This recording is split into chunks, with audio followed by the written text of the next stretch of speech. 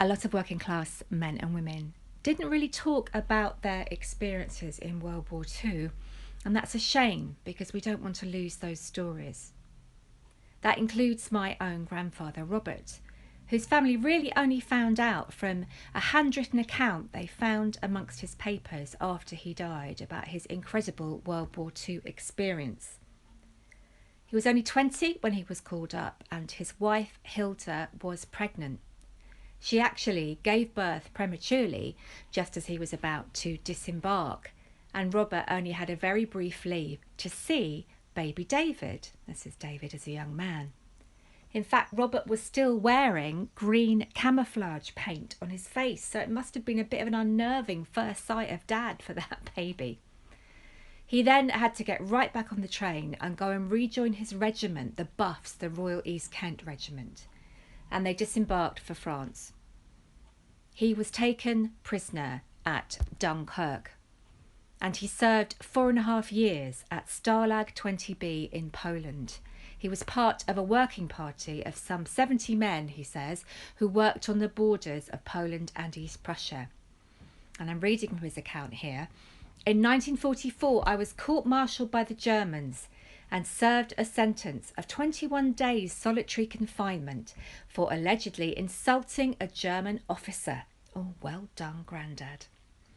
In January 1945, at the beginning of the Russian push, my camp was evacuated, and together with many other prisoners of war who joined us en route, we were marched back into Germany away from the oncoming Russian army.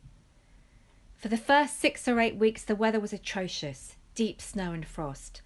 Many prisoners of war died of exposure or malnutrition during this forced march, which lasted until the end of April.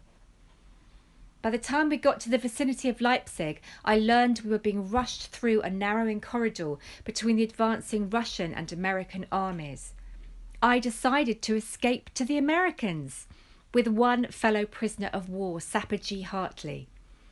We successfully reached their lines on about the 20th of April at a town called Mühlberg.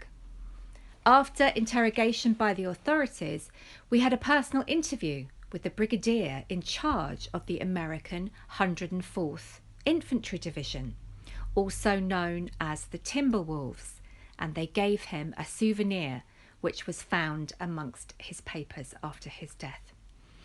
Now, Robert, not content with having escaped and found the Americans, after a long discussion, he says, persuades the brigadier that he, Robert, needs to go back with a raiding party and liberate his fellow prisoners of war on this death march if he can find them.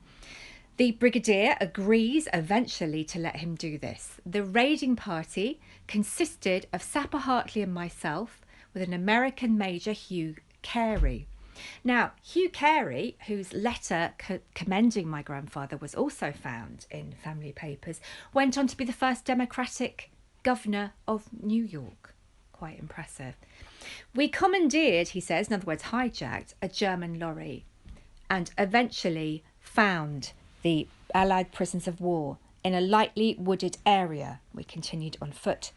There were guards patrolling the perimeter, which was outlined by lorry headlights. We infiltrated back into the camp area while the Americans covered us out of sight. After some slight difficulties, we arrested the German colonel and his adjutant and took them at pistol point back to the Americans. We found the lorry, regained the American lines, and the German officers were held as hostages.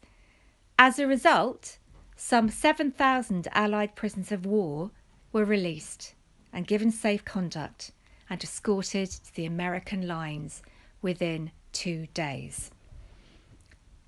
Sapper Hartley and I were given VIP treatment by the Americans, and as a reward for our efforts, were flown by special plane to Paris and home. At home, his wife Hilda, with whom he went on to have another 5 children, had been told he was dead, but she wouldn't believe it, and she refused to claim her widow's pension. One day she picked up the phone and a familiar voice said, "Get the bacon and eggs on, love. I'm coming home." As we celebrate VE Day, it's really important that we remember all the men and women like Robert who, whether on the home front or in theatres of war, fought so bravely for us. It's also very important that we never let fascism back in again. And I would say to the far right, stop waving flags. Stop talking about this war as if it was yours. If you'd been there in 1939, you'd have been interned, and quite rightly so. Happy VE Day, everyone.